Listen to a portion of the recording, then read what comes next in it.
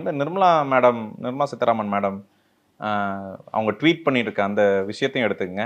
இன்னைக்கு state president ஒரு அண்ணாமலை என்ன எடுத்துக்க ட்வீட்டும் எடுத்துக்கங்க. அவங்களோட ட்வீட்டில் எல்லாம் ரூபா தான் இருக்குது. அவங்க தேசியத்துக்கு அகேன்ஸ்டாக இருக்காங்களா? அவங்க சொல்கிற வாதத்தையே வச்சுப்போம். இன்னொன்று எடுத்துக்கங்க, இது வந்து சாதாரண நம்ம தமிழக உணர்வுக்கு உண்டான விஷயம். அது அவங்களுக்கு எதிராகவே நம்ம பண்ண கிடையாது. இன்னைக்கு நீங்கள் அண்ணாச்சி கடையில் போனாலும் அவர் ரூபா தான் எழுதுவார். இப்போ அமெரிக்கா டாலர்னு எழுதுவாங்க, இந்தியா இப்போ அந்த ரூபாய்க்கான சிம்பிளை வேற மாதிரி தான் போட்டுட்டு இருக்கும்போது நீங்க மட்டும் ரூன்னு போடுறது சரியா? அது இந்தியா அந்த ரூபாய்க்கான மதிப்பையே அதுல தவறு ஒன்றும் கிடையாது. எங்களோட உணர்ச்சிகளை செய்யறதுக்கு அந்த ரூபாங்கிற சின்னம் வந்து ரொம்ப முக்கியமான ஒரு சின்னமாக நாங்க நினைக்கிறோம். ரூங்கிற சின்னம் இன்னைக்கு வந்து பொது வாழ்க்கையில டெய்லி வாழ்க்கையில எழுதுற ஒரு விஷயம்.